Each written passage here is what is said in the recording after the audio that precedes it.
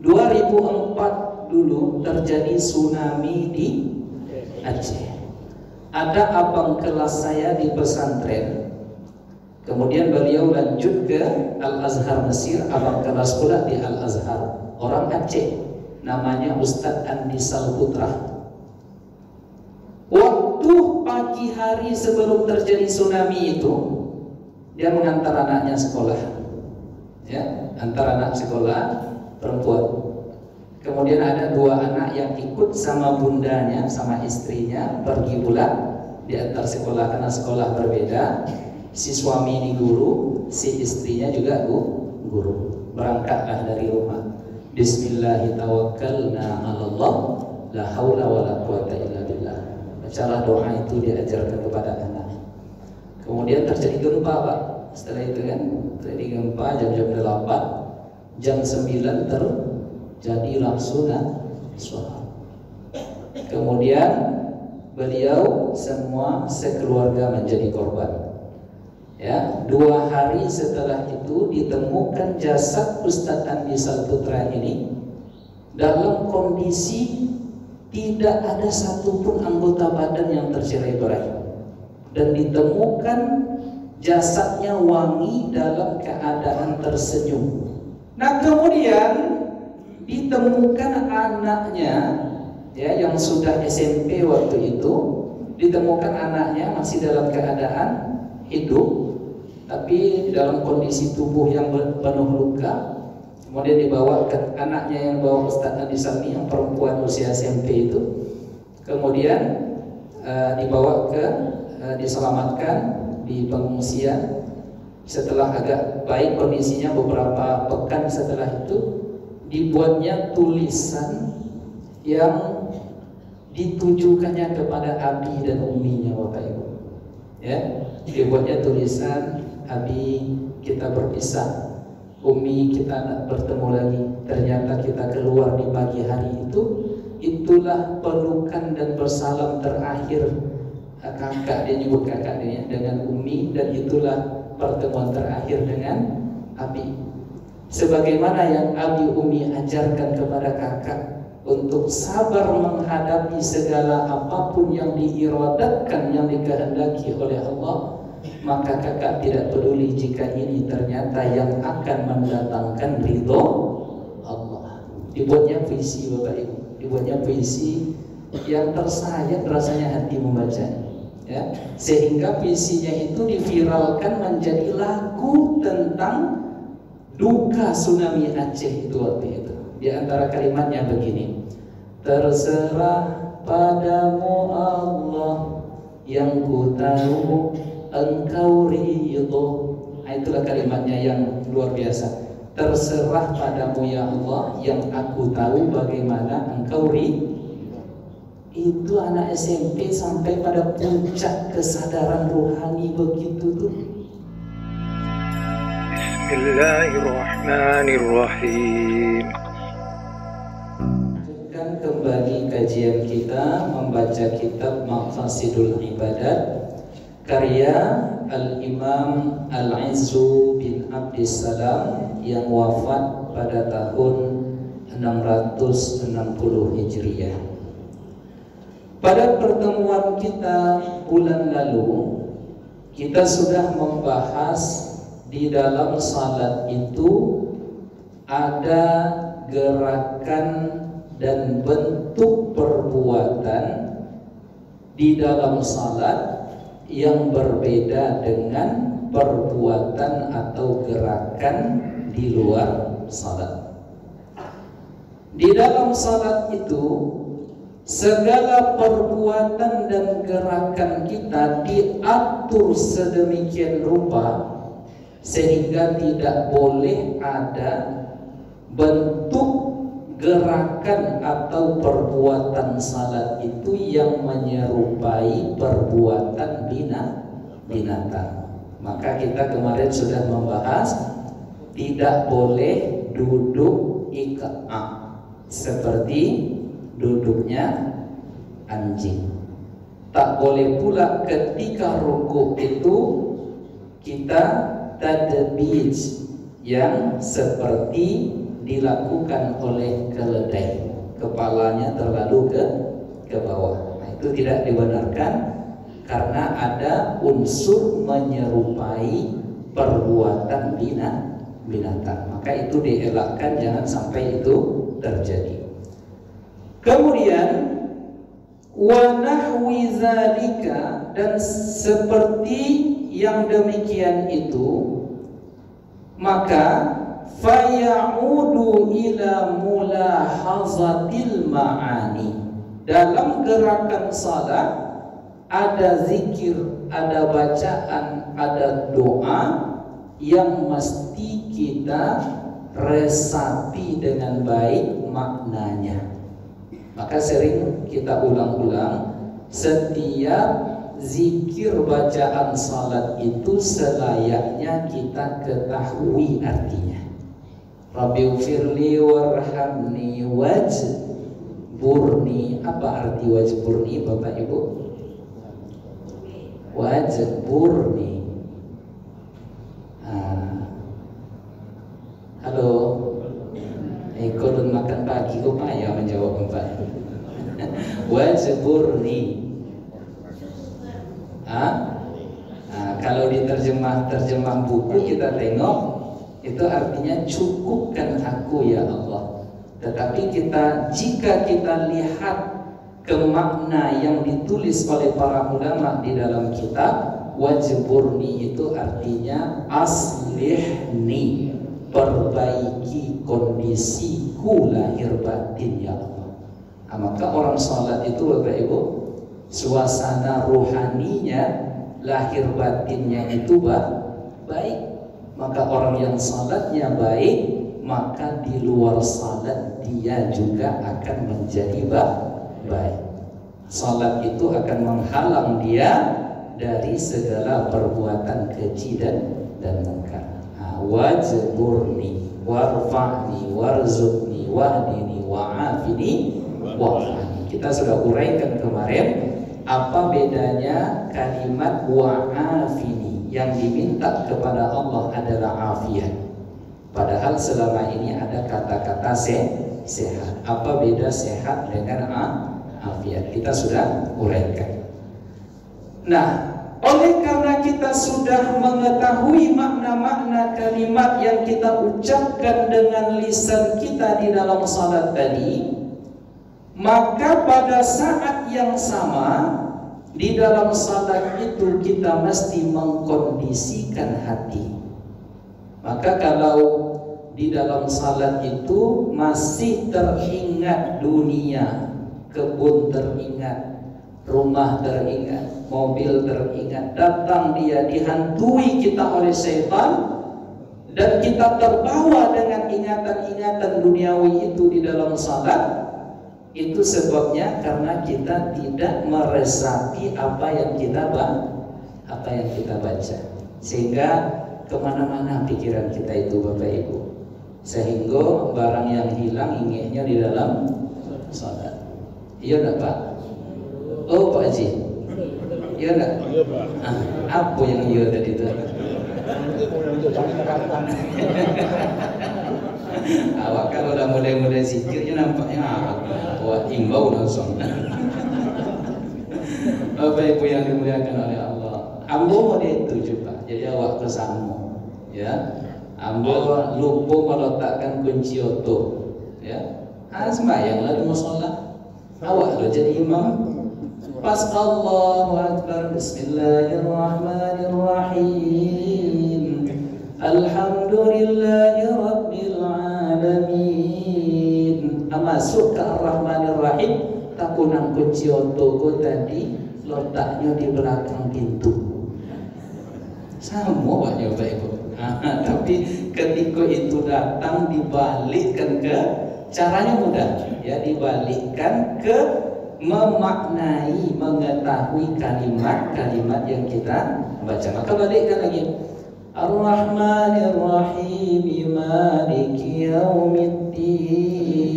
Kita resapi makna Maliki Yaumiddin. Iyyaka na'budu wa iyyaka nasta'in.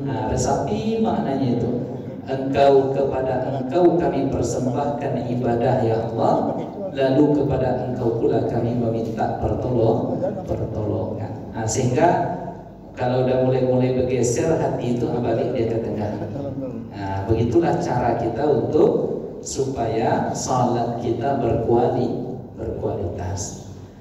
Nah, oleh hal yang demikian itu, wa 'alal jumlah, secara umum kata Imam Al-Izzu bin Abdissalam, fal ilmu bi ahwalil qulubi salasatun.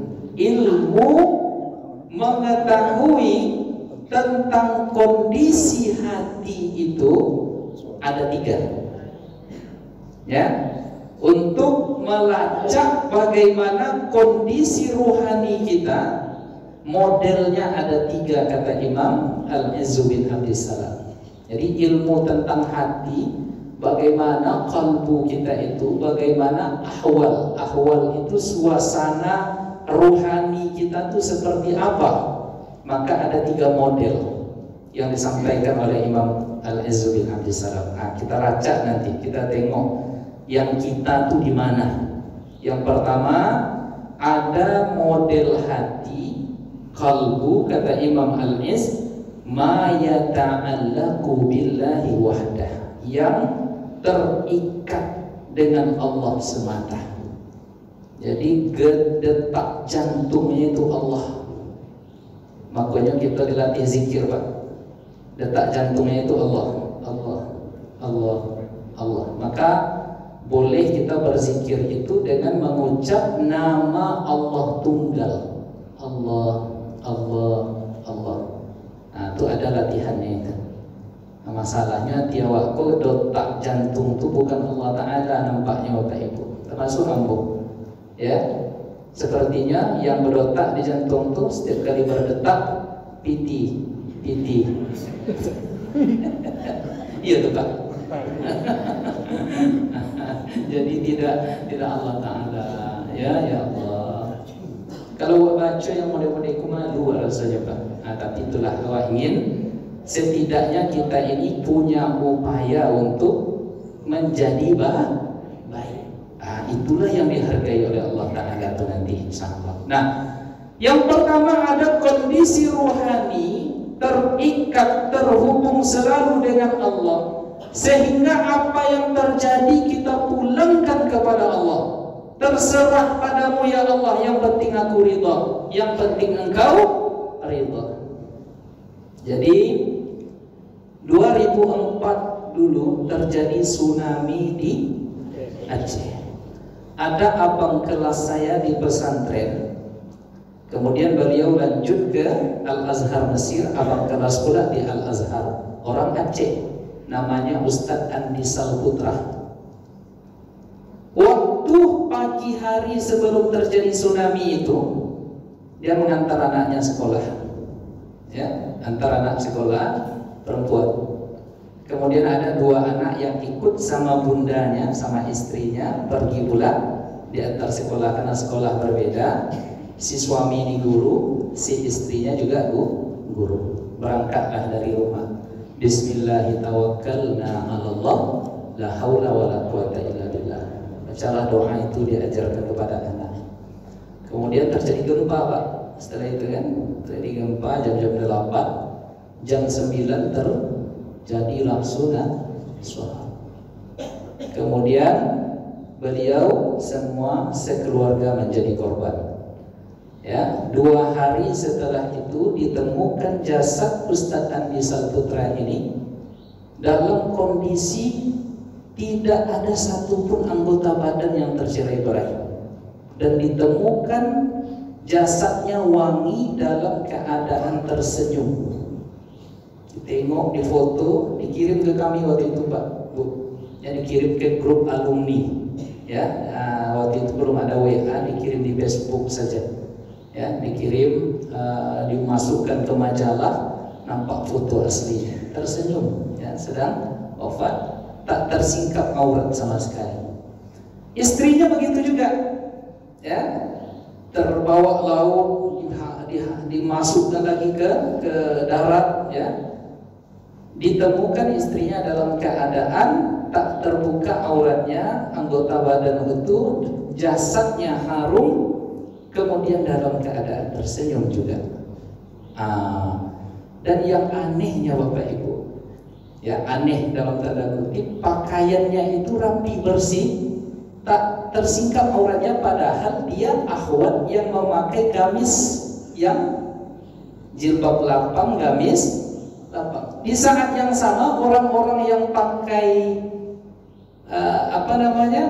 levis yang ketat-ketat itu, maaf cakap, lepas semuanya, jasadnya dalam keadaan telanjang. Logikanya kan Bapak Ibu, yang mudah lepas tuh yang gamis, yang jilbab, yang lapang tadi. Kalau pakai levis itu kan ketat dan sulit itu. Tapi kenapa itu terjadi? Ya.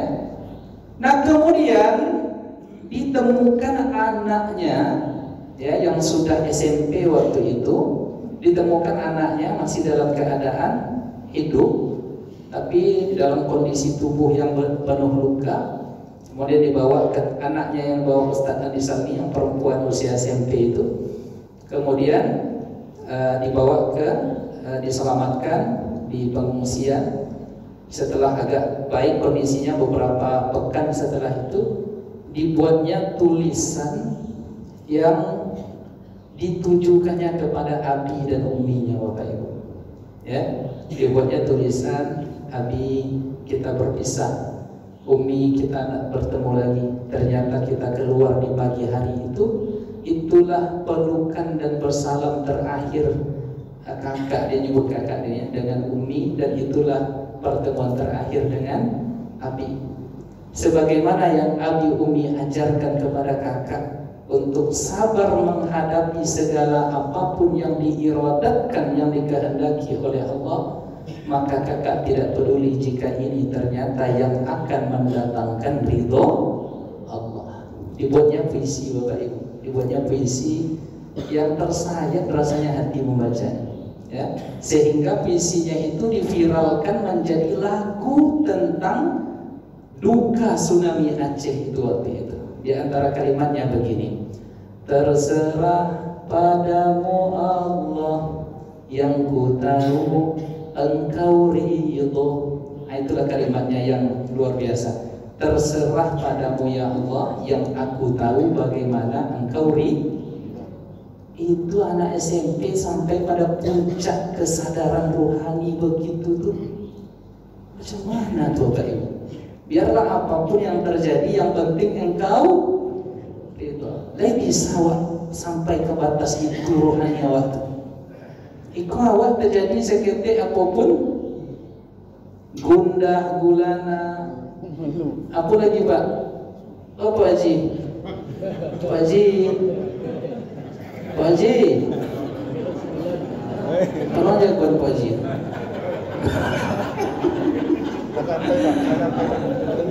Ampun dengan beliau kalau mau diayah sol masuk Pak, jadi ya, sayang ke beliau. Apa cerita dari Pak Haji?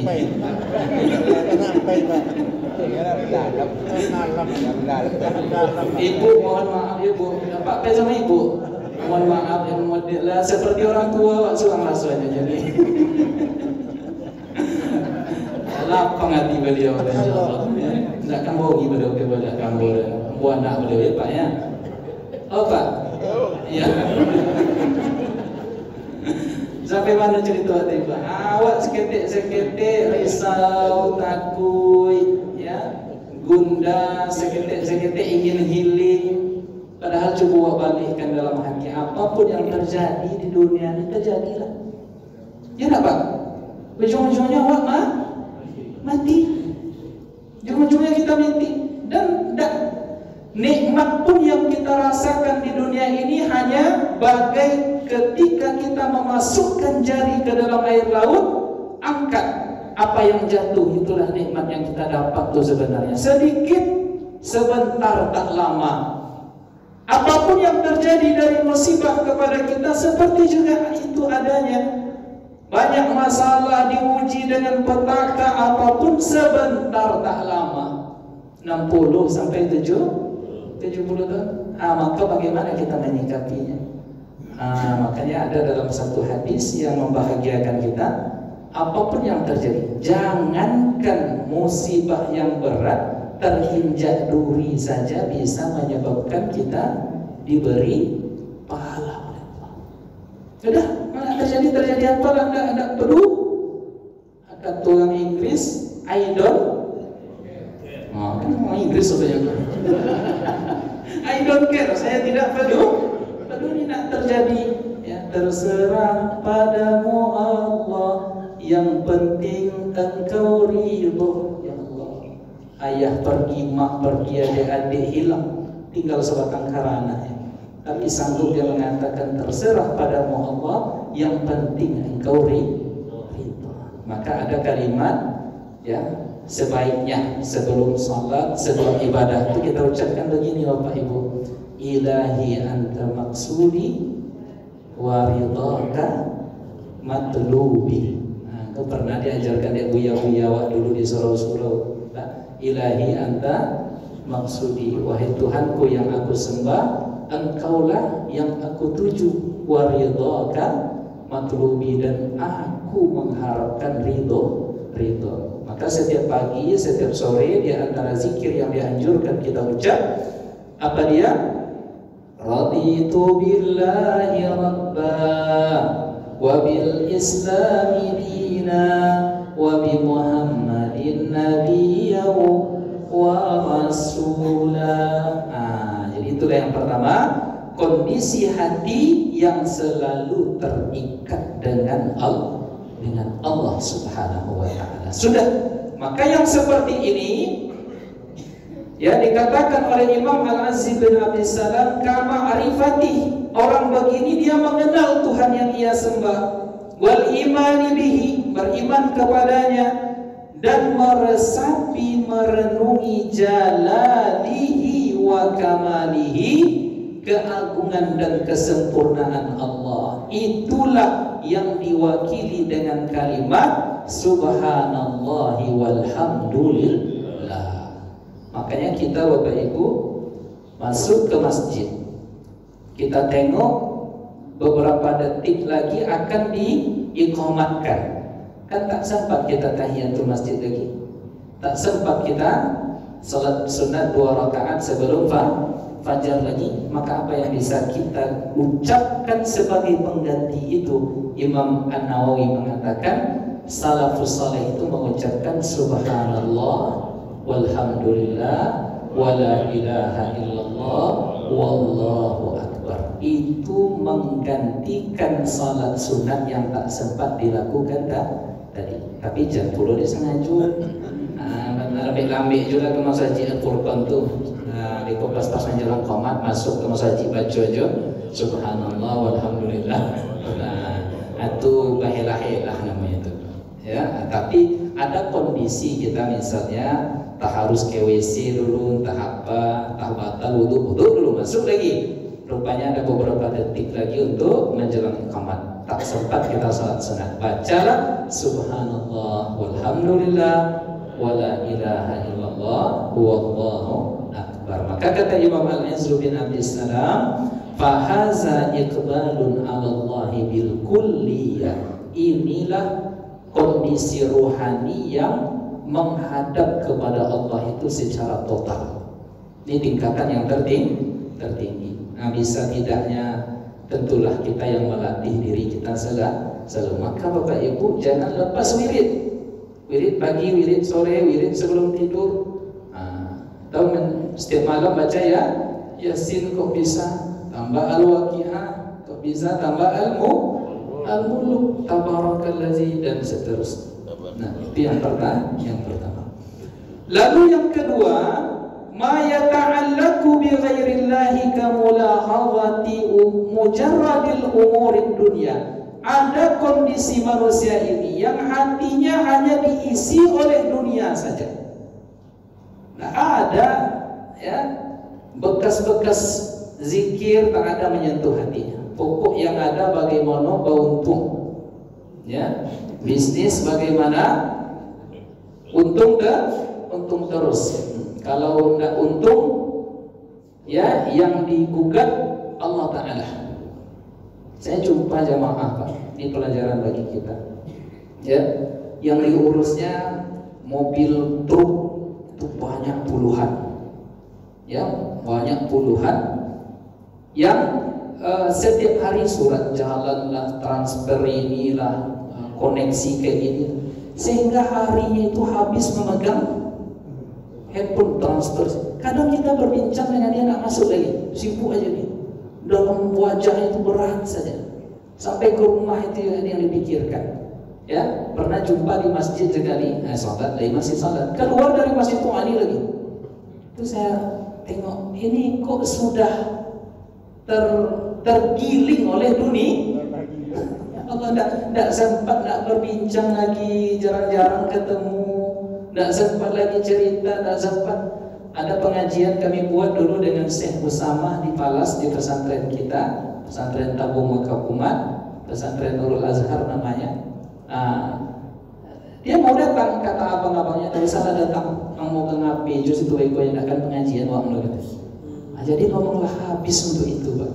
Ya, telepon sawit yang ikut habis, ya, sehingga tidak membekas. Jangan sampai begitu hendaknya. Ya, sisa-sisakan juga lah. Dunia ini tidak sampai kemana begitu.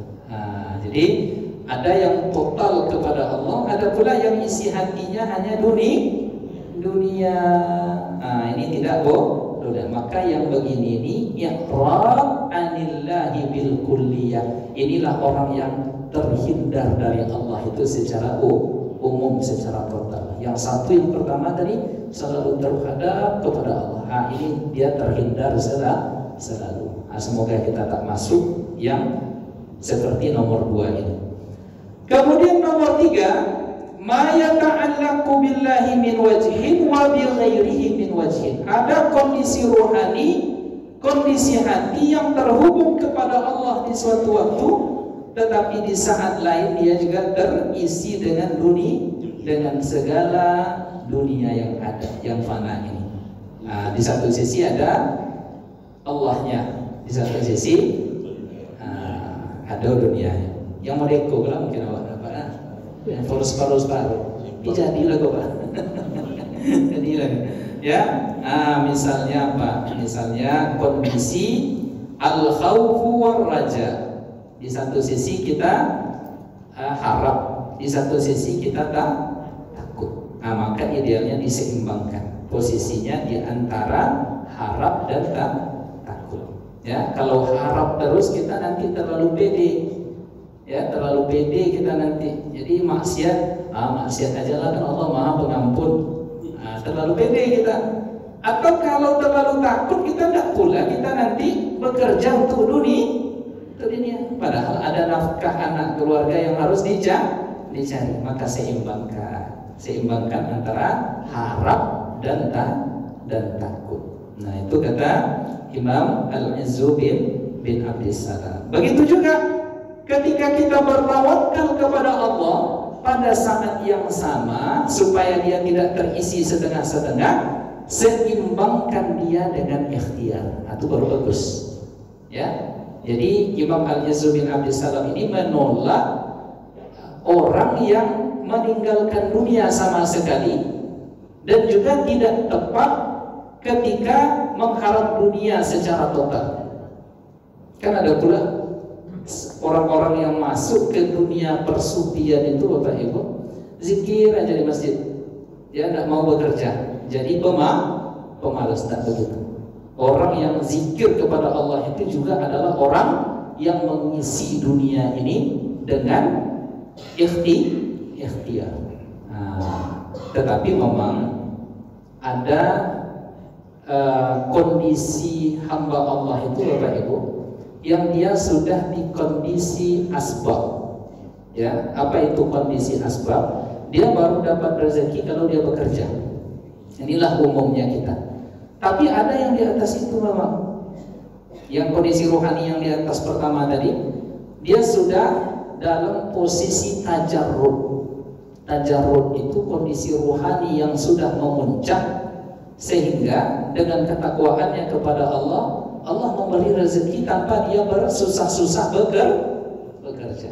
Nah, ini contohnya siapa? Ya, Imra'atu Imran, ya, istri dari Imran, ibunya Maryam, neneknya Nabi Isa alaihi salam. Itu dia duduk di mihrab Masjidil Aqsa itu, tiba-tiba datang saja malaikat memberikan makanan al-manna wassalwa, semuanya ada terhidang. Ya, dia cukup beribadah saja. Nah, kenapa nampaknya lu bisa? Tapi kadang-kadang ada kondisi begitu, Pak. Ya, saya waktu di pesantren dulu, Pak, pernah demam tinggi. Ya, di padang panjang itu kan dingin, badan angin.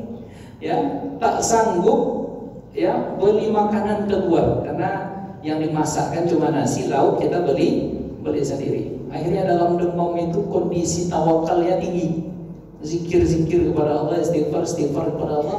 Datang adik kelas baru pulang dari Bukit Tinggi, di bawahnya itik lado, tahu semuanya. Di bawah itik lado hijau, Pak. Baru berdoa, ya Allah, poin lita. Ya, gila rezeki ya Allah, gila makanan, ampunan tolong keluar belilah. Kan udah malam, Pak, seharian tak makan waktu itu. Ya, datang adik kelas saya namanya Ihsan, Bang, engkau mau berpulang dari dia tinggal di Bukit Tinggi. Aku ado itik lado. Oh, langsung angin berbuat. Makan malam yang dingin tuh itik lado hijau angin. Yang besok paginya saya. Sejak itulah terajar saya makan itik lado hijau tuh, Pak.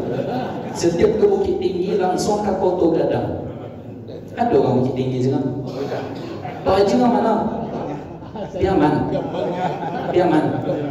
Piaman lawe. Bapak Ibu yang mulia. Jadi ada kondisi rohani memang begitu. Nah, kita ini ya dikatakan oleh Al-Izz bin Abdissalam, ya, kalau dalam posisi al-khauf wal raja tadi seimbangkan, ya, seimbangkan di situ. Ketika tawakal jangan hanya tawakal saja yang menyebabkan kita malas, tidak, tetapi harus ada ikhtiyar.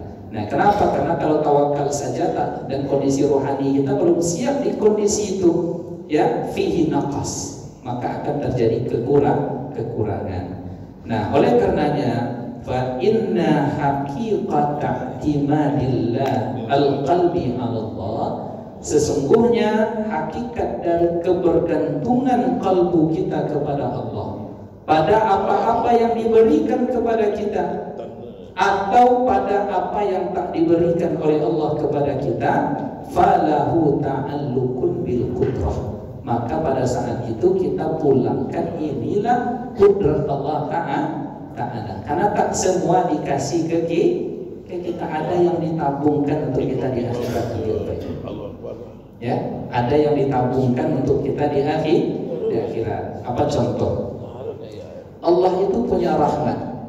Ada di antara hamba Allah itu nanti yang dipanggil oleh Allah, dihadap-hadapkan, ya, fayudha'u bainaha satir, lalu diletakkan sitar, ya, hijab. Lalu kita berbincang pada saat itu kepada Allah Ta'ala dengan caranya, jangan dipikirkan macam mana caranya, kita serahkan kepada Allah. Ada yang menafsirkan malaikat yang akan memberitahu kita nanti.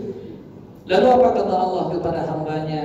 Wahai hambaku, bukankah engkau membuat dosa pada hari sekian, jam sekian, saat sekian? Ditengokkan kepada kita, ya, videonya. Wa qadimna ila ma amilu min amalin, dinampakkan amalnya semua. Lalu kita tak bisa mengelak. Ya, kenapa? Karena yang berbicara pada saat itu bukan al-yawma nakhtimu ala afwahihim wa tukallimuna aydihim wa tashhadu arjuluhum bima kanu yaksibun. Yang berbicara tangan, yang berbicara kaki, anggota badan kita bersaksi di hadapan Allah. Maka ada syairnya itu, akan datang hari mulut terkunci, kata tiada lagi, akan datang masa tak ada suara dari mulut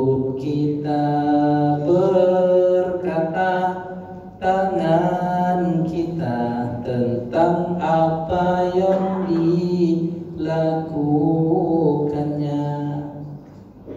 Lanjut Bu. Nah, saya ingin kasih tahu, bisa juga saya menyanyi itu. Iya Pak. Lencak coba Pak. Allahu Akbar. Nah, jadi terkunci. Maka pada saat itu mengakulah kita, namun yang luar biasa Bapak Ibu, kata Allah, tapi bukankah dosamu itu, maksiatmu itu, aku tutup dan tidak aku beberkan kepada manusia sehingga engkau tidak malu. Nah, begitu pula kata Allah nanti Pak. Ya, maka muncul rasa harap kita ini, agak pede kita sedikit. Ya, aku tutup semuanya kan kata Allah. Iya ya Allah, kau tutup. Ya sudah kata Allah. Sebagaimana kan dosa ini kalau dibeberkan oleh Allah, malu kita Pak. Ya, kalau dinampakkanlah kita nih dosa kita ini oleh Allah, malu kita hidup berjumpa dengan manusia yang lain. Tapi kan ditutup oleh Allah. Sebagaimana aku tutup dosamu dulu di dunia, tidak aku beberkan dan tidak aku permalukan engkau wahai hambaku, maka pada hari ini aku tutup juga dosamu itu. Ya, tak aku, ya Allah, inilah hadis yang membahagiakan kita. Ya, meniti air mata rasanya, mudah-mudahan dapatlah kita yang begini ini nanti. Amin ya Allah. Ya.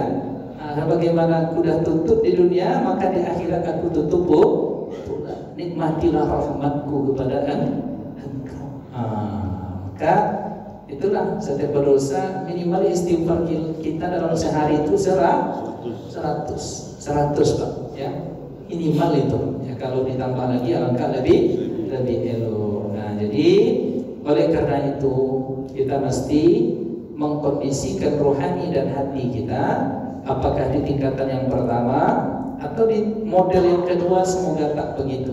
Mungkin kita di model yang ketiga, jadilah alhamdulillah. Tetapi jika di model yang ketiga ini kondisi hati kita, jangan sampai kosong. Artinya sempurnakan, kuatkan tawakal, sempurnakan ikhtiar. Tempatkan antara takut dan harap di tengah-tengah, al-khauf war-raja. Di satu sisi takut kita akan maksiat kita berbuah azab dari Allah, tapi pada saat yang sama kita merasa yakin Allah Maha Pengampun. Maka kata Nabi, ya, sebagai penutup kaji kita ini, Rasulullah SAW bersabda, jika kalian sudah nampak tanda-tanda akan mati, maka berbaik sangkalah kepada Allah. Nah, lahadu suaso Paji nanti ya, dilukan tipunya lah. Lahadu rasul dikunjungi di Israel itu, ya, itu berbaik sangkalah kepada Allah. Nyadu punya tuh Pak, ada sinyal itu firasatnya tuh. Pernah rasulan itu Pak? Lalu nih. Kalau lado sinyal-sinyal itu, maka berbaik sangka kepada Allah Ta'ala. Ya Allah, Engkau Maha Pengampun. Ya mudah-mudahan, ya Allah, sujudku yang sekali ini, itulah nanti yang akan menyelamatkan di akhirat. Maka selalu saya berdoa di setiap pengajian, mudah-mudahan ya salat subuh kita, majelis ilmu kita, i'tikaf kita ini menjadi pemberat timbangan kebaikan di akhirat. Amin. Amin ya rabbal alamin. Sebelum kita tutup, mungkin ada pertanyaan, kami persilakan.